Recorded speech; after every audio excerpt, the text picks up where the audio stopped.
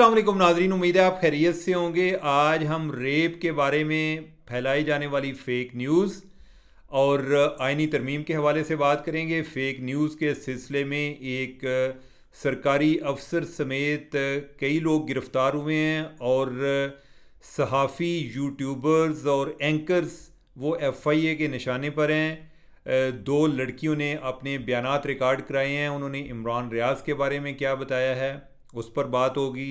अब आते हैं आइनी तरमीम की तरफ। तो आइनी तरमीम में आइनी अदालत की बजाय बेंच पर इत्तफाक हुआ है। ये बेंच पर इत्तफाक क्यों हुआ है और इसमें कोई ना इत्तफाकी पैदा होने तो नहीं जा रही। और दूसरा, इस आइनी तरमीम के मामले में JUIF और पीपल्स पार्टी वाले तो अपनी अपनी तजावीज़ दे रहे हैं, लेकिन नून लीग वाले जो हैं वो बिल्कुल मुँह कुंगड़ियाँ पा के बैठे हैं, खामोश हैं। इनका क्या मसला है और नया चीफ़ जस्टिस कौन होगा? तो ये जनाब आज के इशू हैं। और आपको रिमाइंडर है कि अगर आपने अभी तक चैनल सब्सक्राइब नहीं किया तो आपने ज़िंदगी में कुछ नहीं किया। और टल्ली ऑन कर लें अपनी, और अगर प्रोग्राम अच्छा लगे तो आप इसको, मेरी इजाज़त है कि अगर आपने किसी के साथ शेयर करना हो तो, बल्कि आप ये कहेंगे मेरी इजाज़त की आपको ज़रूरत नहीं है। तो हम जो है मेरे ख्याल कि फ़ेक न्यूज़ से आगाज़ करते हैं। नाजरीन, आपके नॉलेज में होगा कि कल मरीम नवाज़ ने इस पर प्रेस कॉन्फ्रेंस भी की। उससे पहले कोई 2-3 इन्वेस्टिगेशंस हो चुकी हैं। जिन लोगों के बारे में ज़िक्र आ रहा था, जिनको जो एक विक्टिम शो किया जा रहा था जिस लड़की को, उसके वालिद का एक स्टेटमेंट आ चुकी है। लेकिन एहतजाज हैं कि वो रुकने का नाम ही नहीं ले रहे। आज भी मुख्तलिफ़ शहरों में एहतजाज हुए और ख़ास तौर पे जो ज़्यादा वायलेंट किस्म के प्रोटेस्ट हुए वो रावलपिंडी में हुए। और उसमें कोई मेरे ख्याल कोई 150-200 के करीब बच्चे उनको पुलिस वालों ने गिरफ़्तार किया हुआ है या उनकी कस्टडी में है। अब इसका क्या किया जाए? अब एक तो होता है कि लोग अनजाने में लगे होते हैं। अब उनको इतनी इन्वेस्टिगेशंस हो चुकी हैं और ये जो एहतजाज कर रहे हैं इनके पास कोई एविडेंस नहीं है। इनको कौन मिसलीड कर रहा है, इनको कौन जाहिल बना रहा है या जाहिल समझ रहा है, दैट इज़ वेरी डेंजरस। जिस तरह मैंने आपको कल भी बात की थी कि मीडिया लिटरेसी बहुत इंपॉर्टेंट होगी। हम यूथ बल्ज की बात कर रहे होते हैं कि हमारी जनाब जो है कोई 60% से या 65% जो पॉपुलेशन है वो यूथ है। ये एक एडम बम है और मुझे लग रहा है कि ये बेरोज़गारी से ज़्यादा इन्होंने इसी गुमराही के नतीजे में फट जाना है कि जो इनको अगर कोई बंदा ऐसा मिल जाए कि जो गुमराह करने वाला हो तो ये उनके हाथों में इस्तेमाल हो सकते हैं। बल्कि इसके हवाले से एक कॉल भी है कि जो यूथ है वो उनको होप दिला के कोई बंदा उनको किसी तरफ भी ले जा सकता है, और दैट इज़ वेरी डेंजरस। और जो मैंने कल आपसे बात की थी, मीडिया लिटरेसी को जब तक हम अपने सिलेबस का हिस्सा नहीं बनता ये बहुत डेंजरस होता जा रहा है। और ये सिर्फ बच्चों के लिए नहीं है, जवानों के लिए, बूढ़ों के लिए, सब के लिए, यानी कि उनकी ट्रेनिंग की ज़रूरत है। और ये ट्रेनिंग जो है यानी कि हमारे कल्चर का हिस्सा बननी चाहिए, हमारे TV प्रोग्राम्स का हिस्सा बनना चाहिए कि फ़ैक्ट्स को जांचने का कोई मयार मुकर्रर होना चाहिए उसके बगैर, और लोगों को इस बारे में सेंसिटाइज करना चाहिए। अब आते हैं कि उसके बारे में ये जो फेक न्यूज़ वाला एलिमेंट है, कल भी मैंने आपको बताया था कि एक गार्ड जो है वो ज़िंदगी से हाथ धो बैठा है, और वो भी ये वायलेंट प्रोटेस्ट में जो स्टूडेंट की नज़र हो गया उधर गुजरात में। आज जो इस सिलसिले में अभी तक गिरफ्तारियाँ हुई हैं उसमें मैं आपको बताता हूँ कि क्या क्या हुआ है। उसमें कोई 3 लोग गिरफ़्तार हुए हैं और इन 3 में से जो एक बंदा है वो सरकारी अफसर है। मतलब ये है कि वो नेशनल असम्बली का मुलाज़म है और उसको FIA ने गिरफ़्तार किया है। उसका अकाउंट भी इस्तेमाल हो रहा था और उसका नाम है राजा एहसन। इसके अलावा कोई 2 और लोग गिरफ़्तार हुए हैं, जिनमें से फैसल शहजाद हैं, उमर काजी हैं, और राजा हसन का मैंने आपको बता दिया है। अब ये है कि ये जो अभी तक इन्वेस्टिगेशन हुई है, या जो ये मैं आपको FIA का मौक़िफ़ बता रहा हूँ, बल्कि मेरे ख्याल है कि पहले मैं आपको ये बता दूं कि जो उन्होंने FIA ने अपनी जो ज़िक्र किया है वो क्या है। यानी कि जो FIR है उसमें उन्होंने कोई 6, 12 और 15, उन्होंने 15 अकाउंट्स का हवाला दिया है। और ये इस दफ़ा ये सारी शरारत या सारा फसाद ये इंस्टाग्राम से शुरू हुआ है। इंस्टाग्राम पे ये कोई 15 अकाउंट थे जो कि इस्तेमाल हुए हैं, जिन्होंने अफवाह फैलानी शुरू की है, और वो बाद में फिर आगे फेसबुक पे, ट्विटर पे, टिकटॉक पे हर तरफ चल पड़ी है। और लोग भी बाज़ अपने आप को इतना बाशऊर समझते हुए वो बहुत आसानी से बेवकूफ़ बन जाते हैं कि आप उनको जितना बताएं कि भाई ऐसा नहीं हुआ, वो उसको बार बार इस्तेमाल कर रहे होते हैं। आज भी इंस्टाग्राम पे ये बात चल रही थी, कोई पता नहीं कौन सी जी, कि वो एक कोई गार्ड है और वो एक लाहौर का हॉस्पिटल है, एवर केयर हॉस्पिटल, उसका जिक्र कर रहे थे कि जी वो रेप का विक्टिम उधर है। उधर से हमने जब चेक किया तो पता चला कि सबसे पहले पुलिस ने जब इतवार को इस मामले में इन्वेस्टिगेशन शुरू की थी, तो उस टाइम भी कोई लोग ये एवर केयर की बात कर रहे थे कि इधर रेप का विक्टिम आया है, वो खातून बच्ची आई है। तो वो कहते हैं कि हमने तो उस दिन पहले शुरू किया था, बल्कि आज कोई हो सकता है कि एवर केयर वाले कुछ स्टेटमेंट भी जारी करें कि हमारे पास कोई इस तरह का केस नहीं आया। अल्लाह ताला माफ़ फरमाए इस तरह के झूठ फैलाने वालों से। तो खैर ये है कि उसके बाद उन्होंने कहा जी कि इसको जब ये पहले इंस्टा पे शुरू हुआ है, इंस्टाग्राम पे, तो जिन लोगों ने उसको हवा दी है उसमें उन्होंने कोई नाम लिखे हुए हैं, जिसमें जो जर्नलिस्ट हैं उनका भी जिक्र है, और उसमें कोई एक अय्याज़ अमीर हैं, लेकिन मेरे ख्याल ये वो वाले अय्याज़ अमीर नहीं हैं जो कि एनालिस्ट भी हैं। ये कोई उनके नाम पे किसी ने को फेक अकाउंट क्रिएट किया हुआ है। इसके अलावा जो कोई एक पीटीआई के मीडिया सेल है या उनके जो हमायती हैं, कोई जर्नलिस्ट हैं जैसे जमील फ़ारूकी हैं या इमरान रियाज़ हैं, और कोई और भी हैं, कई इनके कई जर्नलिस्ट हैं जैसे उमर दराज गोंदल है, शाकिर महमूद अवान है, मुक़द्दस फ़ारूक अवान है, तैयब राजा, इसमें जर्नलिस्ट भी हैं और बाकी सोशल मीडिया एक्टिविस्ट भी हैं। एक एहतशाम अब्बासी है, अहमद बोबक, अब्दुल्ला बड़ाइच, और फ़ुरकान जट, समी इब्राहिम, कोई तकरीबन ये 38 लोग हैं जिनको जो कि एफआईए की लिस्ट में है, और वो उन्होंने साथ उनके ट्वीट लगाए हुए हैं कि इन्होंने किस तरीके से लोगों को गुमराह करने की कोशिश की है। अब मुझे नहीं आइडिया, यानी मैं आपको वो बता रहा हूँ कि जो एफआईआर में जिनका जिक्र है, यानी कि ये इस टाइम जो है एफआईए को मतलूब हैं। अब यह है कि जो मेरी एफआई वालों से बात हुई, जो पता चला वो ये है कि उन्होंने कोई 2 लड़कियों को भी उनकी भी स्टेटमेंट्स रिकॉर्ड कराई हैं, और इनकी अभी तक पॉलिसी ये चल रही है कि हम लड़कियों को गिरफ़्तार नहीं करेंगे। उनकी स्टेटमेंट रिकॉर्ड कराई हैं, उसमें कोई 1-2 लड़कियां थी जिन्होंने कोई टिकटॉक भी बनाई, और पता नहीं वो क्या करती थी। मुझे अब एग्जैक्ट नहीं आइडिया कि उनका उन पे एग्जैक्ट चार्ज क्या था, लेकिन ये मुझे पता चला है कि जो उन्होंने स्टेटमेंट रिकॉर्ड कराई है उसमें उन्होंने कहा जी कि हमने कोई इमरान रियाज़ के जो मैसेजेस हैं उनसे इन्फ्लुएंस होके तो हमने अपनी ओपिनियन बनाई कि ये बात दुरुस्त है। तो अब क्या इमरान रियाज़ अपने ट्वीट की वजह से अलग से उस बुनियाद पे उसकी ऑफेंस इन्होंने कंसिडर की हुई है, या कि इन लड़कियों को मिसलीड करने के हवाले से जो कि एफआईए कह रही है, तो या हो सकता है कि ये दोनों ऑफेंस उन्होंने लगाए हों। तो ओवरऑल जो काफ़ी लोग इस टाइम टारगेट पे हैं, और जो लोग पहले ये वीडियोस जिन्होंने इनिशियली पोस्ट की थी उन्होंने अपनी कई पोस्ट डिलीट कर दी हैं। आज एक करंट पर मरियम चौधरी है, उन्होंने भी एक को 15 मिनट की, मेरे ख्याल है कि अभी तक की सबसे अच्छी जो डॉक्यूमेंट्री है इस इशू पर वो उनकी मरियम की थी, जिसमें मरियम ने शुरू से लेके अभी तक की जो पोजीशन है उन्होंने बयान की, और जिन लोगों ने इंस्टाग्राम पे पोस्ट कर रहे थे मरियम ने उनसे रब्ते की भी कोशिश की, बहुत सारे लोगों ने जवाब नहीं दिया, और जिन्होंने जवाब दिया उन्होंने कहा कि हमारे, यानी कि उनके पास कोई एविडेंस नहीं थी, उन्हें कोई ऐसा फर्स्ट हैंड सोर्स नहीं था कि जिस तरह कई लोग पहले कह रहे थे जी मैं तो होंदियाँ वेख्या है, इस तरह का कोई मिला नहीं है। ठीक है, तो ये ज़्यादातर जो है एक हेर से पर चल रहा है और अभी तक चल रहा है।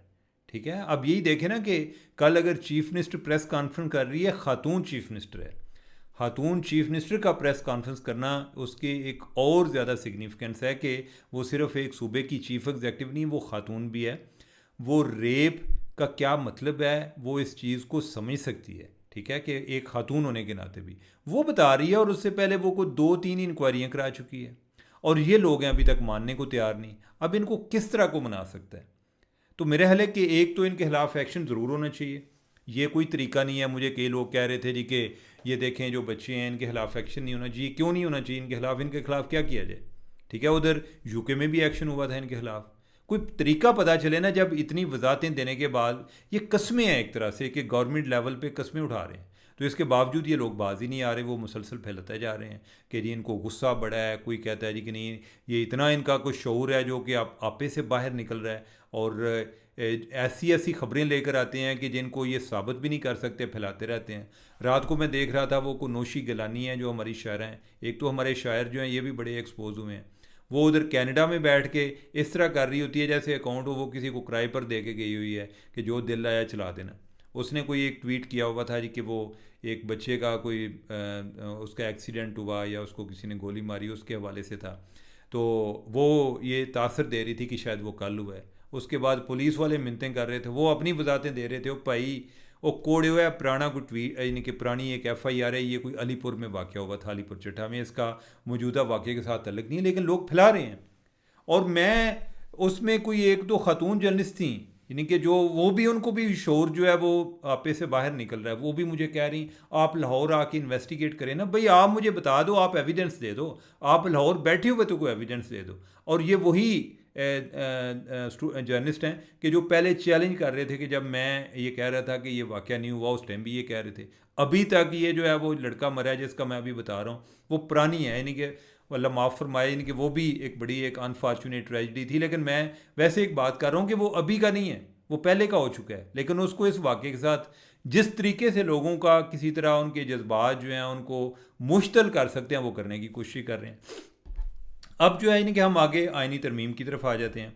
आइनी तरमीम के हवाले से एक बहुत बड़ा आज डेवलपमेंट हुई जी कि पता चला कि जनाब सारे का इतफाक़ हो गया है विदाउट PTI।